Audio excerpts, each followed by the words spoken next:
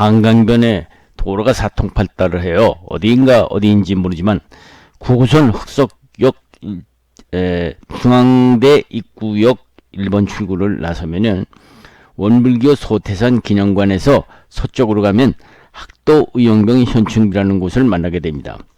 한강 쪽으로 비탈길로 올라가 봐야 발견하는데요. 이 학도 의용병 현충비가 어떤 곳인지 아시는 분은 아시겠지만 요즘 사람들은 이곳을 가보신 분이 드물 것입니다. 오늘은 이 현충비 얘기를 좀 나누고자 합니다.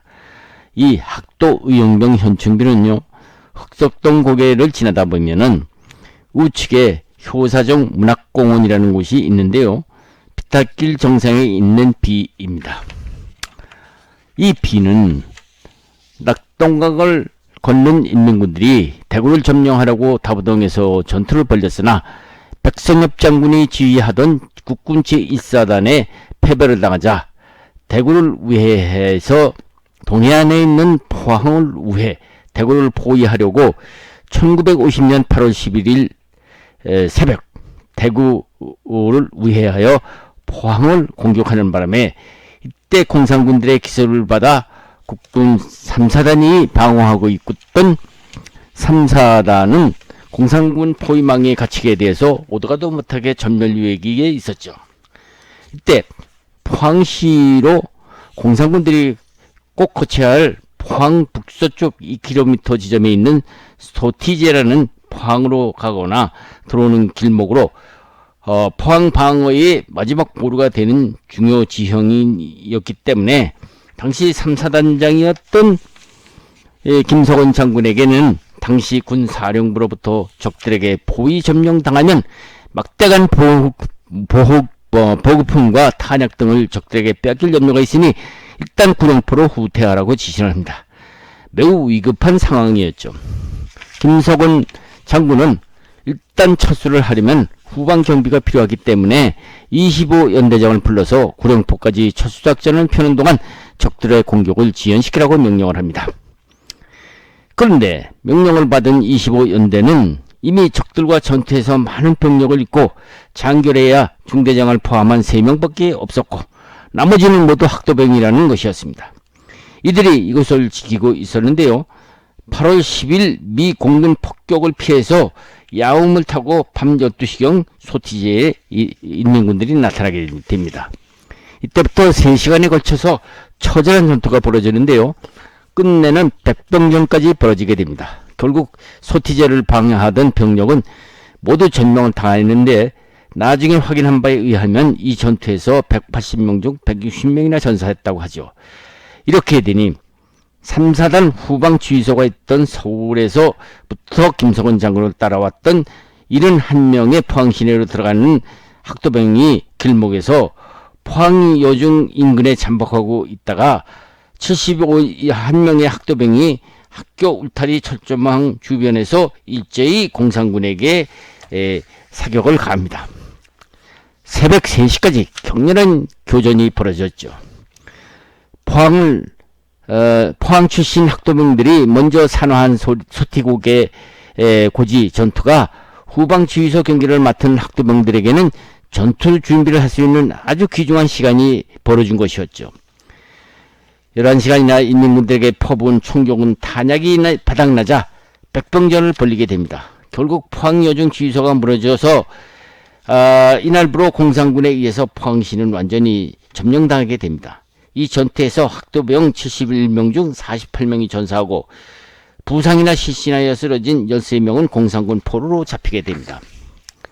이 전투로 인민군들은 일단 포항 점령에는 성공을 했지만은 인적 물적 피해를 많이 받고 상처를 받은 일시적 포병이었던 것이죠. 구룡포까지 LSD로 안전하게 철수했던 김석원 장군 휘하 3사단은 일주일 후에 포항을 다시 탈환하게 되는데요. 이때까지도 처참하게 방치되어 있던 학도병 출신의 시신을 발견하고 수습하는 동시 48구의 시신을 모아서 감회장 후에 임시 표지판을 꽂아 두었다고 합니다. 어쨌든 6.25 전사에서 포항전투는 하마터면 마지막 보루인 대구까지 포위되어서 대구까지 함락되었더라면 오늘의 대한민국은 존재하지 않았을 않았을까 하는 생각이 드는 것이죠. 그렇습니다. 낙동강과 대구, 포항을 잇는 선까지 끝까지 지킨 국군들뿐만 아니라 이를 총주의한 미 8군 워커 사령관의 지원이 없었다면은, 아니 우리 학도병들의 희생이 없었다면 지금 어떻게 되었을까 생각만 해도 끔찍한 것이죠. 끝까지 대구에 있겠다던 그 당시에 이승만 대통령도 부산으로 내려갈 정도로 긴박한 당시의 상황이었으니, 당시 무초대사가 이승만 대통령과 사이에 일어났던 당시 영부인이었던 프란체스카 여사의 해고록을 보면 그때 상황이 얼마나 긴박했었나를 보여주고 있는 것이죠. 그러면 당시 프란체스카 여사가 해고록에 남긴 무초대사와 이승만 대통령의 긴박했던 대화 내용을 한번 들어보기로 합시다. 무초대사는 대구가 적의 공격권에 들어가자 정부를 제주도로 옮길 것을 건의했다. 그의 주장은 그곳에 인민군의 공격으로부터 멀리 떨어져 있고, 최악의 경우에는 남한 전체가 공산군에게 점령된다 해도 망명정보를 지속해 나갈 수 있기 때문이라고 설명을 했다.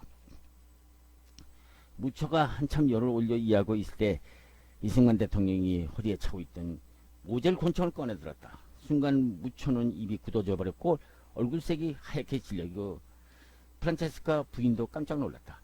미국에서 살 때 고속순찰 오토바이를 따돌리고 과속으로 달릴 때 가슴이 떨던 그렇게 놀란 적이 없었다. 이승만 대통령은 권총을 아래 위로 흔들면서 이 권총으로 공산당이 내 앞에까지 왔을 때 내 초를 쏘고 적을 죽이고 나머지 하늘로 나를 쏠 것이오.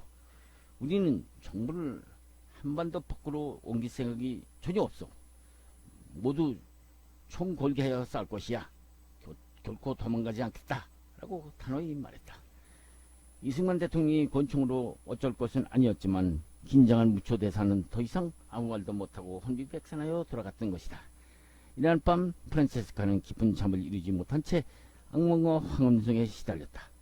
바로 눈앞에 공산당이 나타나 대통령이 자기를 쏘았는데 불발이 되어서 붙잡혀 가거나 치명상을 입지 않아 목숨이 붙어있는 바람에 그들에게 곤욕을 치르는 꿈이 꾸어지는 것 같았다.